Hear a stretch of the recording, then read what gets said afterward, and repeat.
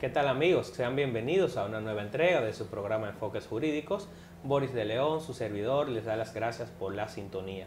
En esta oportunidad contaremos con la grata presencia del profesor Hermógenes Acosta, presidente del Instituto Dominicano de Derecho Procesal Constitucional, con quien hablaremos acerca de la acción de amparo, su evolución y causales de inadmisibilidad. Regresamos en breve.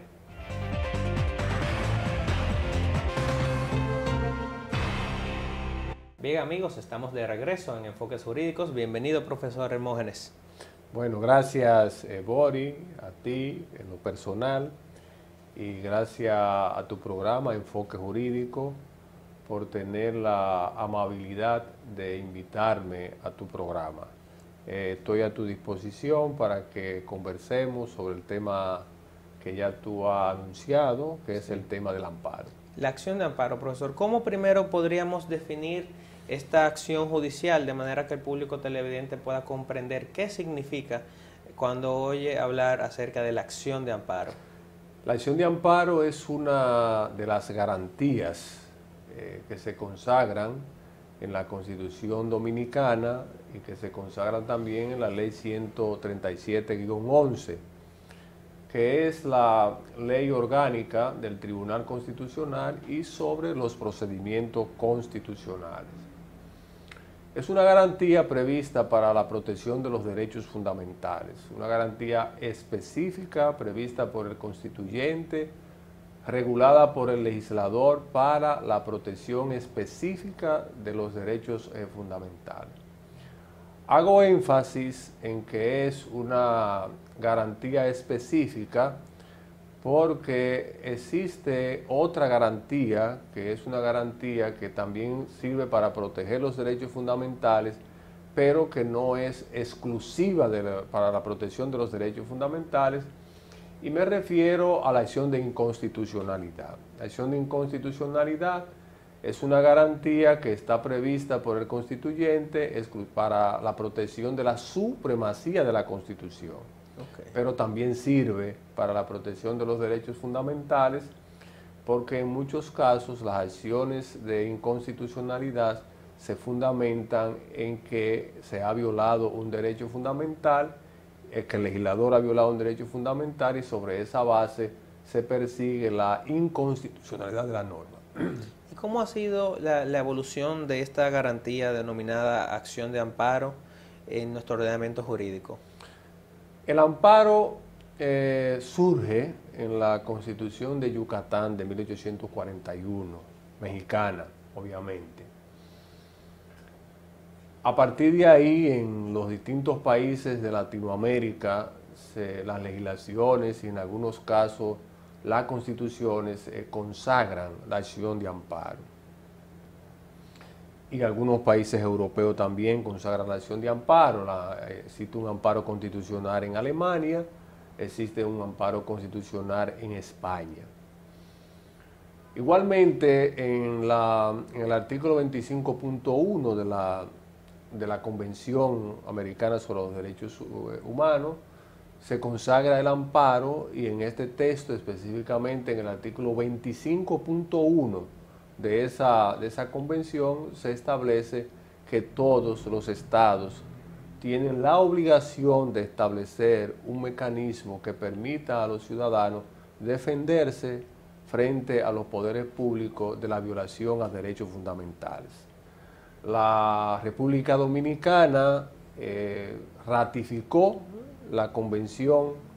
esa convención en el año 1977, de manera tal que a partir de esa fecha la acción de amparo forma parte del ordenamiento dominicano, del ordenamiento jurídico dominicano, de manera tal que cualquier ciudadano, cualquier persona física o moral desde esa fecha podía accionar en amparo ante los tribunales constitucionales, ante los tribunales ordinarios, cuando entendiera que se le había violado un derecho fundamental.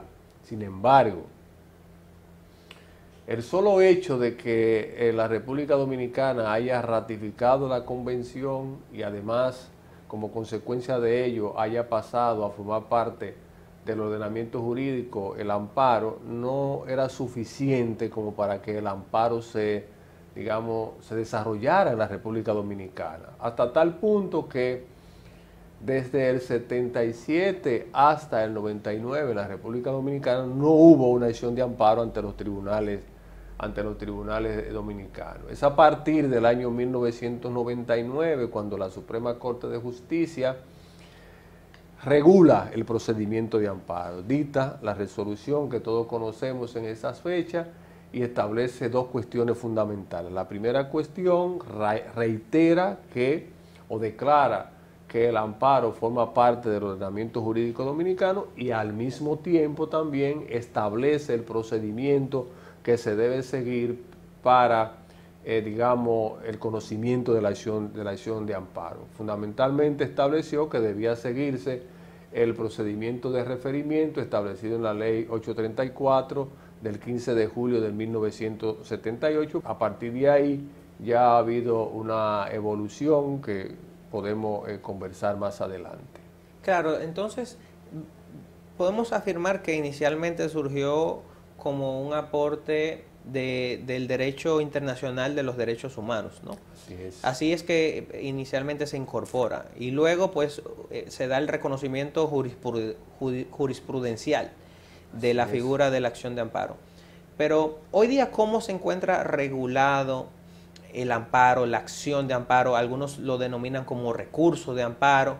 Sería importante para ilustrar al público cómo está regulada esta acción, si se necesita un abogado para poder incoarla, cuáles son, si acaso, las formalidades mínimas que se requieren agotar para poder interponer adecuadamente una acción de amparo. Bien.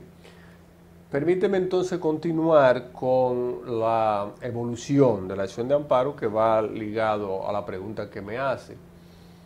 Bueno, en el año 2006 se dictó la Ley 437. Esta ley es la primera ley en la República Dominicana que se refiere al procedimiento de amparo.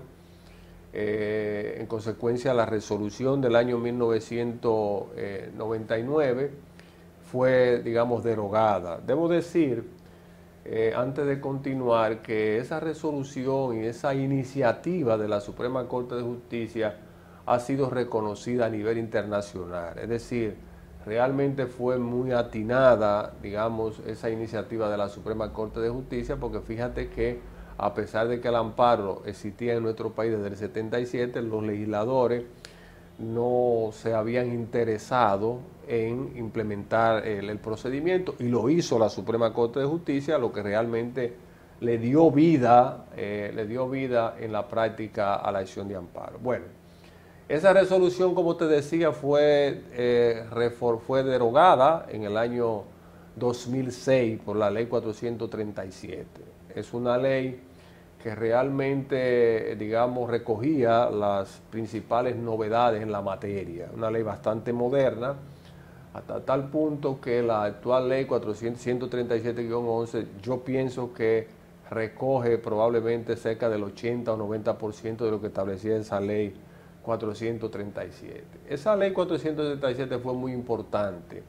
Si bien la resolución de la Suprema Corte de Justicia, digamos, le dio el primer impulso a esta garantía, esa resolución tenía limitaciones y una de esas limitaciones que tenía era que solamente podían conocer de la acción de amparo los jueces civiles.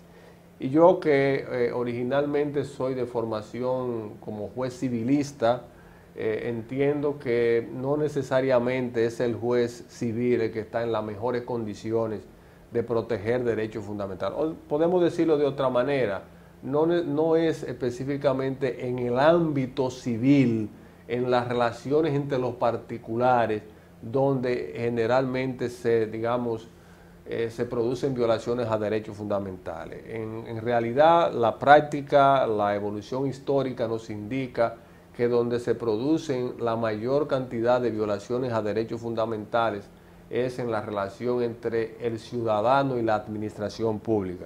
Eso obviamente no significa desconocer el tipo de sociedad que hoy estamos viviendo, una sociedad bastante compleja, una sociedad donde algunos autores afirman que existen, digamos, los poderes fácticos, algunos autores como Ferrajoli habla de los poderes salvajes, algunos autores hablan de que hay poderes en el ámbito privado que están en condiciones, lamentablemente, de competir con el Estado en lo que tiene que ver con la violación a derechos fundamentales. Pero bien, reconociendo esa realidad, seguimos sosteniendo que la mayor cantidad de violaciones a derechos fundamentales se producen en la relación entre digamos, la relación entre el ciudadano y la administración pública. De eso tú tienes mucho conocimiento porque gran parte de tu ejercicio se desarrolla en el ámbito del contencioso administrativo. Así es. Entonces, a partir de ahí se advierte la debilidad que tenía la resolución de la Suprema Corte de Justicia, porque era una resolución donde solamente tenían competencia para conocer de la acción de amparo los jueces civiles, no tenían competencia los demás jueces, se excluía inclusive al tribunal que yo considero más importante en esta materia, que es el Tribunal Contencioso Administrativo. La ley del 2006, la 437, entonces corrigió este defecto, subsanó esa debilidad y le dio competencia a todos los tribunales de primera instancia, y lo más importante es que le dio competencia o le reconoció competencia a los tribunales contenciosos administrativos. Tan importante fue esto que si tú observas, la mayor cantidad de acciones de amparo, o por lo menos las acciones de amparo más importantes, se producen en el ámbito del contencioso administrativo. Así es. Sí. Vamos a ir a una breve pausa, amigos, y enseguida regresamos con más sobre este interesantísimo tema.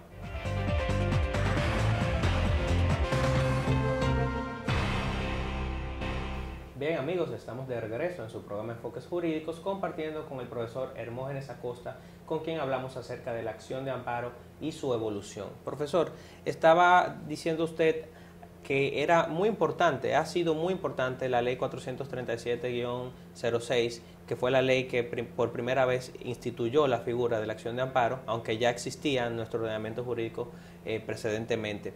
¿Cómo se configura entonces ya en el ámbito legal la naturaleza de esta acción denominada como acción de amparo?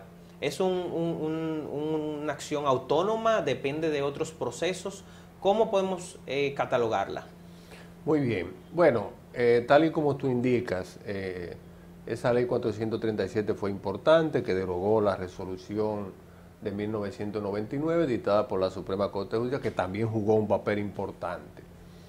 Ya luego entonces viene la ley 137-11, que realmente deroga la anterior, y como te decía hace un momento, esta ley 137-11 en más de un 80 o 90% recoge o mantiene la disposición de la ley 437. Una novedad importante es que ya no solo lo que es el procedimiento, la garantía del amparo dio un paso desde la resolución hasta una ley, sino que por primera vez en la República Dominicana se consagra el amparo en la Constitución. Anteriormente teníamos el habeas corpus, que es una modalidad de amparo, que debo decir que es una garantía para proteger derechos fundamentales, específicamente el tema de la libertad individual.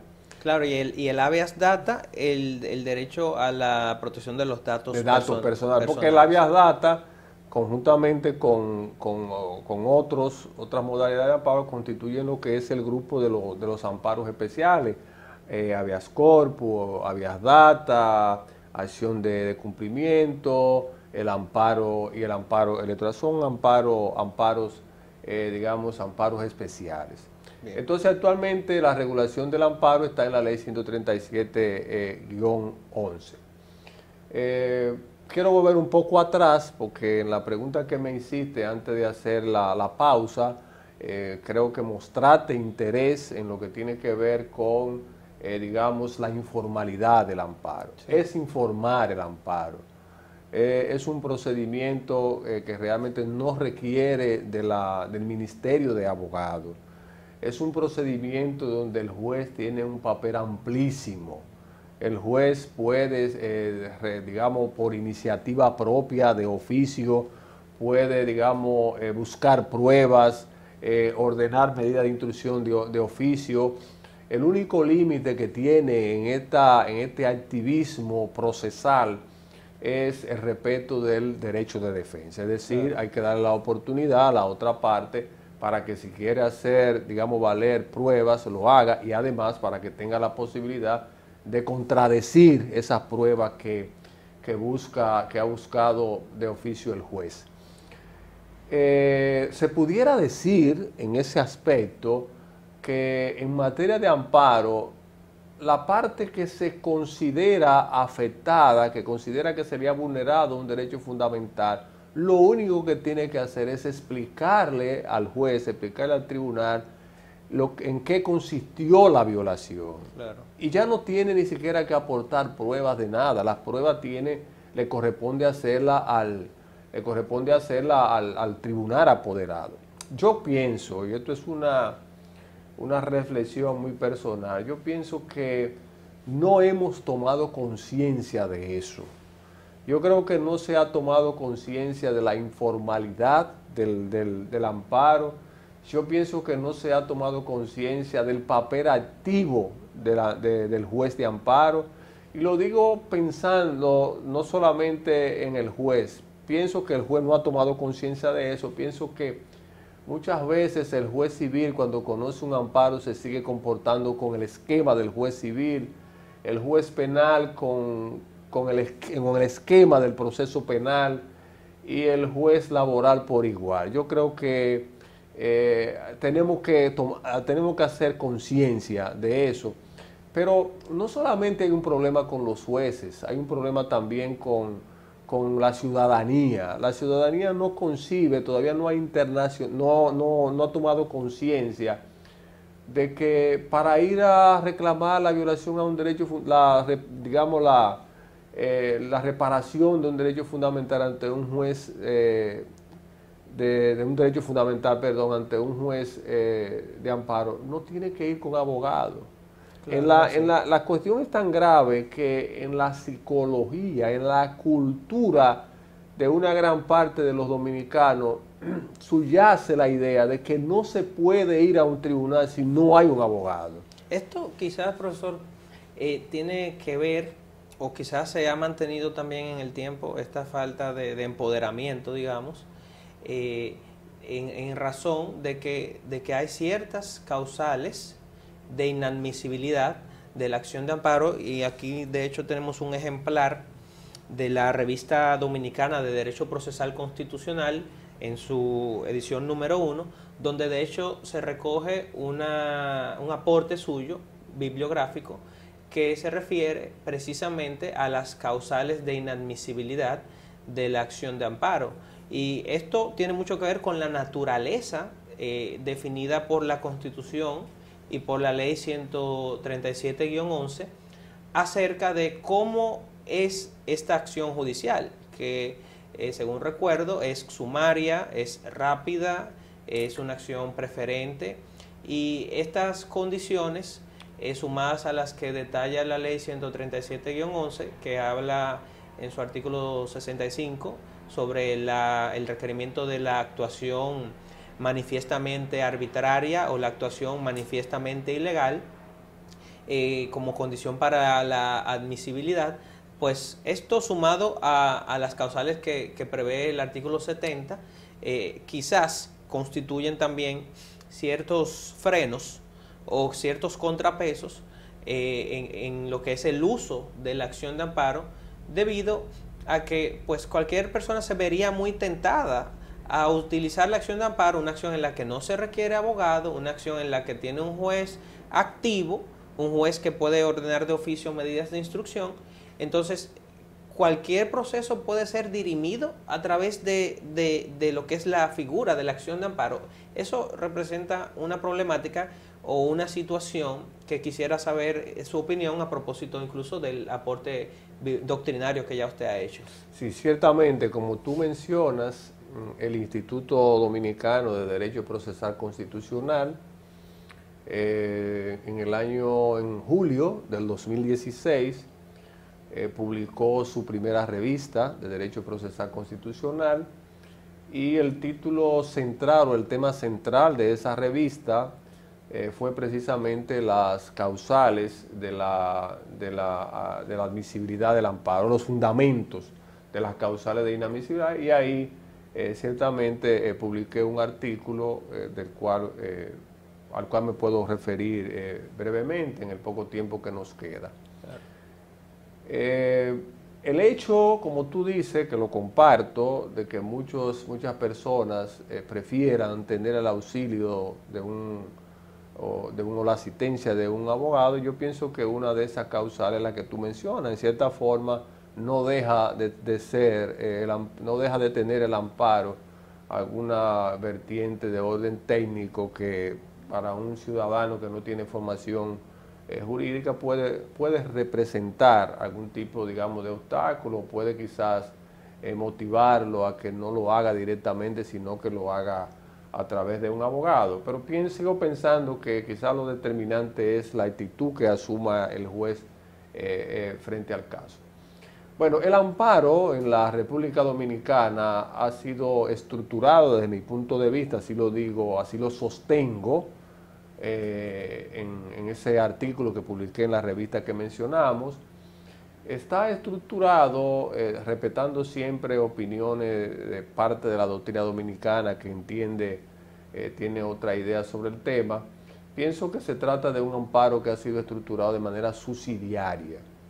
Y pienso que se ha estructurado de manera subsidiaria porque en el artículo 70 de esa ley, una de las causales de inadmisibilidad es que exista otra vía eficaz. Es decir, que si en el ordenamiento, si en el derecho común existe un procedimiento mediante el cual ese derecho fundamental que se alega que ha sido violado puede ser protegido, entonces la acción de amparo es inadmisible. Por eso, desde mi punto de vista, resulta muy evidente que estamos en presencia de una garantía cuya naturaleza es subsidiaria. Subsidiaria porque está condicionada, su admisibilidad está sujeta a que no exista otra vía eficaz. Fíjate que no dice otra vía más eficaz. A veces se incurre en ese error de decir lo que realmente el legislador no dice. El legislador habla de otra vía eficaz, no más eficaz. Claro. Por ejemplo, en otros ordenamientos habla de más eficaz. En Argentina, con la modificación constitucional del 93, en la ley de amparo se establecía que la otra vía debía ser eficaz. Y mientras en la Constitución del 93, artículo 43, se establece que debe ser más eficaz. Aunque después luego se demostró en la práctica que eso no era viable. Y la propia Corte Suprema de la Nación Argentina estableció que cuando la otra vía fuera eficaz era suficiente como para declarar la inadmisibilidad de la acción de amparo. Esta es en lo que tiene que ver con la naturaleza.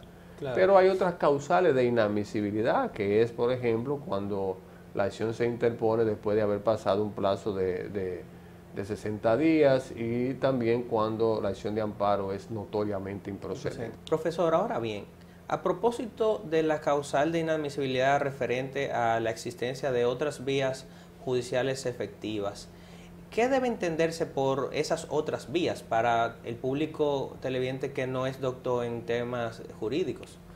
Bueno, cuando el legislador habla en el artículo 70 de que condiciona la acción de amparo a que no exista otra vía eficaz, evidentemente que se está refiriendo ¿a qué? Se está refiriendo a una demanda, a un recurso que pueda existir en el ordenamiento, en el derecho común, que como consecuencia de ello, si la persona que considera que su derecho fundamental le ha sido agraviado, Si existe esa otra vía, que repito, se refiere a que haya un tipo de demanda, que haya un tipo de recurso, si existe esa vía, entonces ese ciudadano que considera que su derecho fundamental le ha sido violado, lo que tiene que hacer es interponer esa otra vía. Nosotros hemos tenido muchos casos, por ejemplo, donde una persona se queja de que le han sido violados sus derechos fundamentales a través de una resolución, por ejemplo, que ha dictado la administración pública, una de las entidades de la administración pública. Nosotros le decimos, bueno, pero si usted no está de acuerdo con esa resolución, la vía para resolver esa violación a derechos fundamentales que se ha producido como consecuencia de la ejecución de esa resolución, usted no puede venir por la vía del amparo porque existen otra vía para usted resolver esa. ¿Cuáles son esas otras vías? ¿O cuál es esa otra vía? La otra vía es el recurso contencioso administrativo, Claro. que es un recurso que además de que es un recurso eficaz, porque en ese ámbito del contencioso administrativo se pueden dictar medidas cautelares que permiten resolver aquellas cuestiones urgentes que puedan existir en el caso, claro. Y ya tomada esta medida cautelar, entonces lo que tiene que ver con la impugnación de esa resolución se puede llevar siguiendo el procedimiento contencioso administrativo. Muy bien, es decir que el amparo no vino a sustituir el resto de acciones judiciales que ya prevé el ordenamiento, sino como una acción que está disponible ante situaciones de, digamos que de una arbitrariedad o una ilegalidad y una urgencia notables, siempre que no existan otros medios eficaces. Siempre que no existan otros medios eficaces se puede contar con esta herramienta y que está, digamos que revestida de un principio de informalidad, de un carácter sumario y rápido que beneficia con digamos que mucho peso a la ciudadanía el contar con esta herramienta. Muchísimas gracias, profesor. Hemos llegado al final de Enfoques Jurídicos. Gracias por su colaboración y amigos, hasta una próxima entrega de su programa Enfoques Jurídicos.